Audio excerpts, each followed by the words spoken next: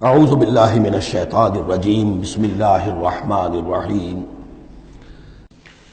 سورۃ القصص بسم اللہ الرحمن الرحیم۔ یہ جو 8 صورتیں ہیں ان میں نوٹ کر لیجئے کہ 4 صورتیں یہ ایک مزاج کی ہیں تقریباً۔ سورۃ الفرقان، سورۃ الشعراء، سورۃ النمل، سورۃ القصص، یہ آخری ہے، اس چوکے کے اندر یہ آخری ہے۔ پھر 4 وہ ہیں کہ جن میں وہ بالکل نمایاں قدر مشترک ہے کہ اس میں الف لام میم الف لام میم الف لام میم الف لام میم، تو 4 کے یہ 2 سب گروپس ہیں ان 8 صورتوں کے۔ لیکن پہلے سب گروپ میں سے ایک صورت وہ ہے کہ جو بغیر حروف مقطعات کے ہے، باقی 2 تاسین میم سے، ایک تاسین سے۔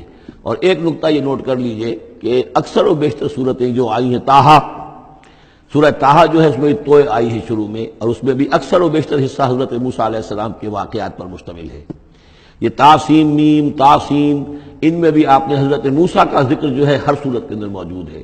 تو اس میں اشارہ کیا ہے بعض حضرات نے کہ حروف مقطعات جو ہیں ان کی ایک توجیہ یہ بھی کی گئی ہے کہ یہ جو حروف ہیں اب عربی اور عبرانی زبان کے، یہ چیزوں کی اشکال سے اخذ کیے گئے ہیں۔ بعض زبانوں کے حروف جو ہیں وہ آوازوں پر مبنی ہیں، اور بعض کے جو ہے جیسے چینی زبان ہے وہ بھی چیزوں کی شکلوں سے وہ ان کے الفابیٹس بنے ہیں۔ تو عبرانی اور عربی کے بھی جو ہیں وہ اصل میں چیزیں یا اشیاء، ان کی شکلوں سے انہوں نے حروف اپنے اخذ کیے ہیں۔ مثلا توئے کو وہ لکھتے ہیں سانپ کی طرح، وہ سانپ جو ہے اس کا وہ پھن لے کر، اگر جو ناگ جو ہے اس نے پھن اٹھایا ہوا ہے اور نیچے کنڈلی ماری ہوئی ہے، یہ توئے ہے۔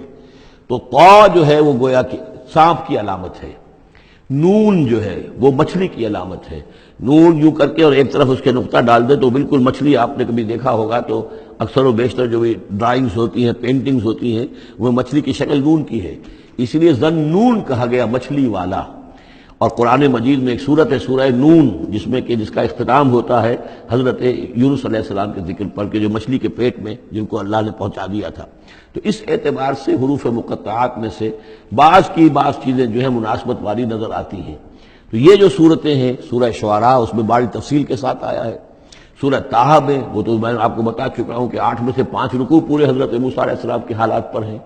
اسی طرح اب جو صورت یہ آ رہی ہے سورہ قصص، اس میں بھی حضرت موسیٰ علیہ السلام کے حالات اس میں ذرا اور پہلے کے ہیں۔ ہم اس سے پہلے پڑھ چکے ہیں کہ جب مدین سے واپس آ رہے تھے تو آپ کو نبوت ملی ہے، لیکن مدین پہنچ کیسے گئے، یہ واقعہ آپ کو سورہ قصص میں ملے گا۔ کہ یہ جو تو گویا کہ اس تدریج سے حضرت موسیٰ کے حالات آ رہے ہیں کہ جیسے کہ جو آخری دور کے تھے ان کی زندگی کے وہ پہلے آئے ہیں، سورہ بقرہ میں، سورہ اعراف میں، پھر اس کے بعد جو ہیں اس سے پہلے کے وہ پھر آپ کو 3 صورتوں میں ملے ہیں، اور بالکل ابتدائی دور کی جو چیزیں وہ سورہ قصص میں ملیں گی۔ طاسیم میم تلک آیات الکتاب المبین، یہ ایک روشن کتاب کی آیات ہیں۔ نتلو علیک من نبأ موسیٰ وفرعون بالحق لقوم یؤمنون۔ اب دیکھیں یہاں شروع ہی سے بات ہو رہی ہے حضرت موسیٰ علیہ السلام کے بارے میں۔ ہم سناتے ہیں آپ کو کچھ احوال موسیٰ کے اور فرعون کے، بالحق، حق کے ساتھ، لقوم یؤمنون، ان لوگوں کے لیے جو ایمان لاتے ہیں یا ایمان لائیں یا ایمان والے ہیں۔ ان فرعون علا فی الارض، یقیناً فرعون نے بہت سرکشی کی تھی زمین میں، بہت ادھم مچایا تھا۔ وجعل اہلہا شیعا، اور زمین میں بسنے والوں کو اس نے طبقات میں یا گروہوں میں تقسیم کر دیا تھا، حاکم اور محکوم۔ ایک قوم جو ہے قبطی وہ حاکم تھی اور بنی اسرائیل محکوم۔ یستضعف طائفة منہم، اس نے دبایا ہوا تھا نیچے ایک گروہ کو، بنی اسرائیل کو دبایا ہوا تھا اور شدید ان کے اوپر جو ہے سختیاں ہو رہی تھیں۔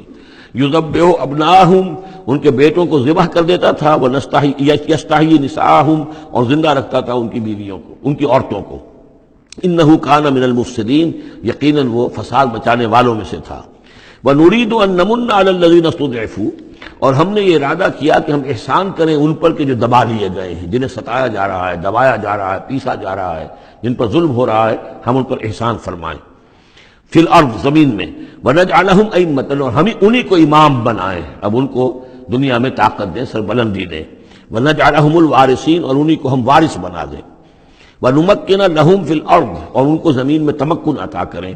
وَنُرِيَ فِرْعَوْنَ وَحَامَانَ وَجُنُودَهُمَا مِنْهُمْ مَا كَانُوا يَحْذَرُونَ، اور دکھا دیں فرعون کو بھی اور حامان کو بھی، حامان ان کا وزیر تھا، اور فرعون کو اور حامان کو، وجنودہما، اور ان دونوں کے لشکروں کو، منہم ما کانوا یحذرون، جس چیز سے وہ ڈرتے تھے۔